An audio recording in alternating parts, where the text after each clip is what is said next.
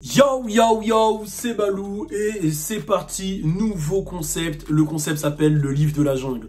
Pourquoi? Parce que le livre de la jungle, c'est l'histoire de Balou. Je vais vous raconter des histoires à moi qui me sont arrivées. C'est des espèces d'histoires loufoques, des histoires qui sont incroyables. Même moi, quand je les raconte, je ne me crois pas alors que ça m'est vraiment arrivé.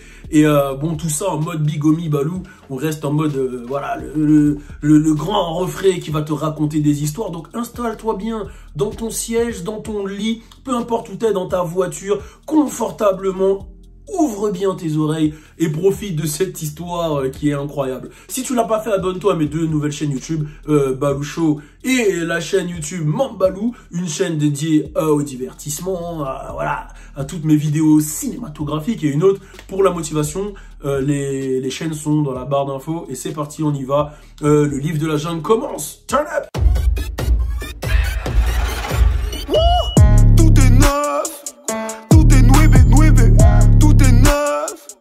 Alors c'est une histoire incroyable et pour ça il faut que je vous mette dans le contexte. Alors l'histoire s'appelle comment je me suis affiché devant Booba. Alors il faut que je vous mette dans le contexte. Alors il faut savoir qu'on revient en 2009-2010. L'époque où j'étais danseur, je faisais du crump, etc. Bon, pour ceux qui savent pas le crump, c'est quoi? Ça donne ça.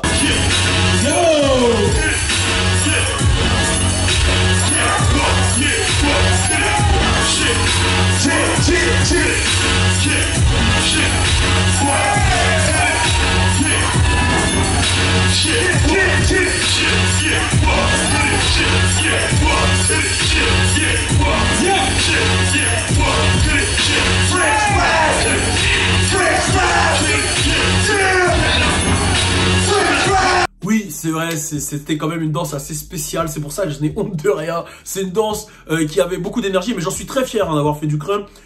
C'est vraiment une danse qui te met en valeur, où il n'y a pas de jugement, où tu t'amuses. Il y a des codes, hein, ça paraît fou comme ça, mais il y a des codes. Force à tous mes crumpers d'ailleurs. Voilà. Bon, alors, pourquoi je suis obligé de revenir à cette époque-là? Parce que c'était l'époque où j'étais danseur. La danse m'a mené à rencontrer pas mal de gens. J'ai déjà raconté. Peut-être que je ferai un truc plus détaillé. D'ailleurs, mettez un commentaire si vous voulez que je vous raconte ma période de danse un peu plus détaillée avec les rencontres que j'ai fait, comment j'ai rencontré ceci, cela. Je vous ferai un truc un peu plus détaillé. Mais voilà. Voilà, là j'étais assez proche de l'équipe de T-Pain, j'étais dans le groupe Win Squad Nappy Boy, donc voilà, je faisais partie de leur équipe, etc. J'étais même l'un des leaders Win Squad France, etc. Nappy Boy, bon bref, j'étais dedans quoi, j'étais dans le truc. Et puis il y a eu un jour cet anniversaire à Atlanta avec T-Pain où le mec nous invite chez lui pendant une semaine, etc. avec mon gars Raskel et mon gars Hendrik de l'époque, et on va là-bas quoi, et on se rend là-bas. On va à Atlanta. Il faut savoir qu'à cette période-là, je vous situe, j'étais pas, je courais pas sur l'or, quoi. J'étais pas bien, quoi, financièrement. C'est juste que voilà, j'étais proche d'eux. J'avais pas encore commencé vraiment à faire de l'oseille bien avec la danse. C'était le début. Et puis voilà, quoi. Donc j'arrive là-bas. Bon, je mets un peu mes économies pour arriver là-bas. Je suis un peu en galère, mais il nous prend sous son aile. T-Pain, il nous paye, voilà, lui et Young Cash, grosse force à Young Cash. Hein.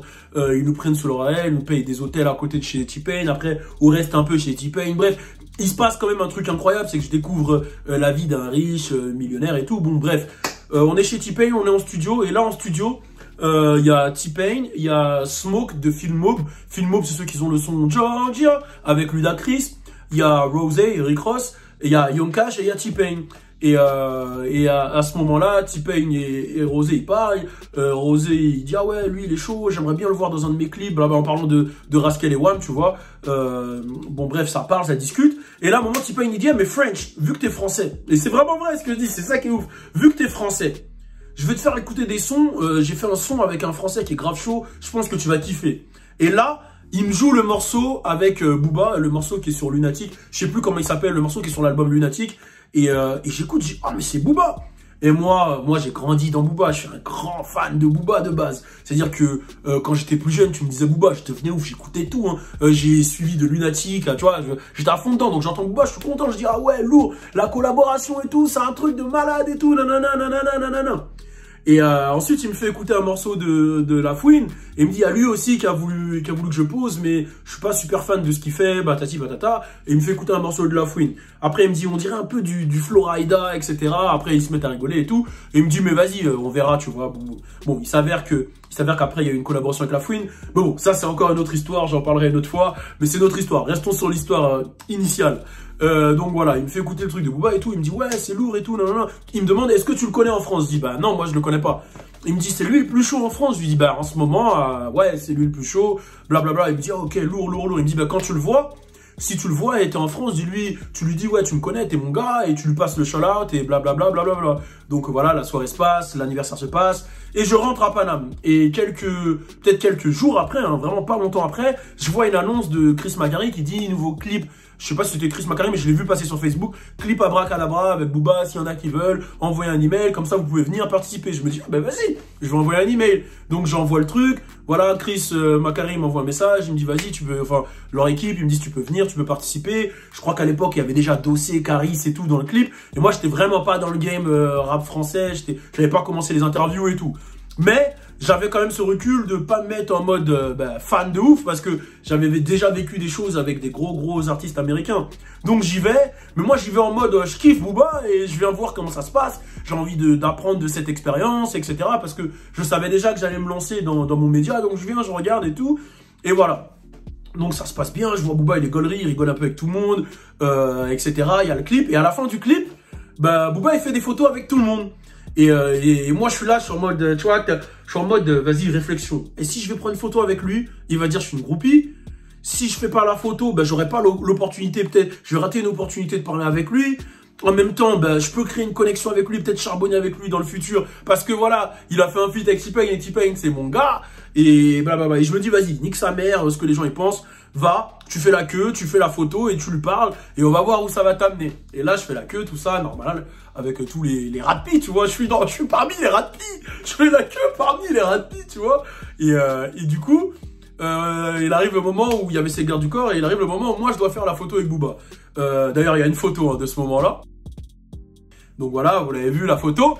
Et à ce moment-là, je prends la photo et je regarde Booba et je lui dis, hey gros, T-Pain, il te passe le bonjour, tu vois. Et là, quand je lui dis ça, je me dis, oh, il va me prendre pour un ouf. Parce qu'il me faut, si je connais, genre, si vraiment, ce que je dis, c'est vrai, je suis pas censé être là, à ce moment-là, comme ça, faire la queue pour faire des photos avec lui. Si je suis un gars T-Pain, je suis pas censé le faire comme ça. Et je vois, il fronce ses sourcils, il dit, t'as dit quoi, les gros?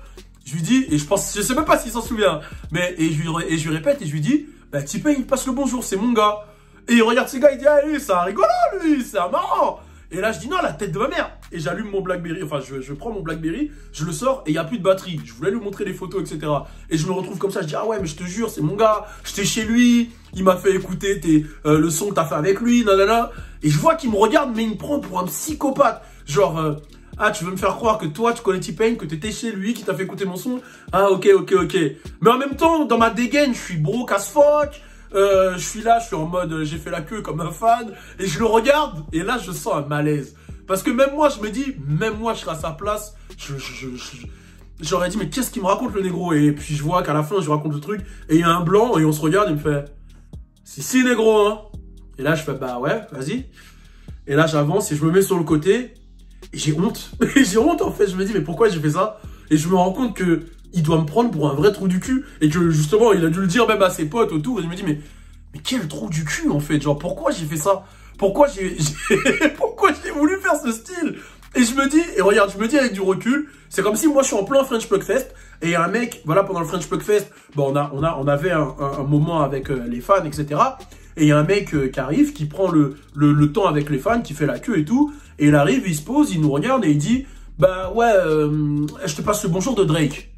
Moi-même, je vais le regarder, je vais dire, de Drake, parce que T-Pain, c'était le plus chaud à l'époque. De Drake? Comment ça? Ah, j'étais chez lui hier et tout, nanana, il regarde vos vidéos, c'est lourd. Même moi, je vais dire, mais c'est un psychopathe, en fait, ce mec. Tu vois, il va y avoir un blanc, on va se regarder, je vais regarder Fouji, je vais regarder Louis, on va dire, ah, j'avoue, nanana.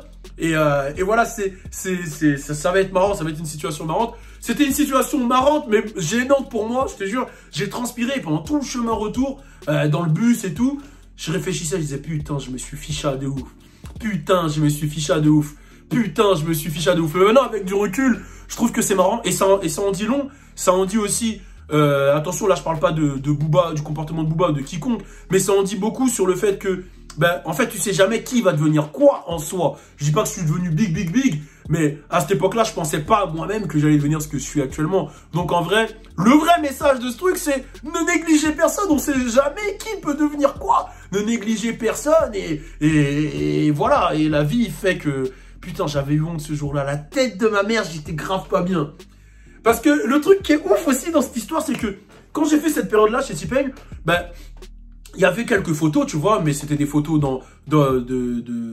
des photos pendant les événements, ou voilà, c'était des photos T-Pain, des photos de et moi, en tant que... J'avais pas le recul sur ce que je vivais, donc moi, je prenais pas des photos avec les gens que je voyais. Quand j'étais avec T-Pain ou quand j'étais avec des célébrités, je prenais pas de photos. Je me disais, oh, ça va faire bizarre, pourquoi je vais prendre une photo, etc. C'est mon quotidien, quoi, je m'en bats les couilles. C'est comme quand je suis avec Fodjé, je me dis pas, hey, Fodjé, viens, on fait une photo.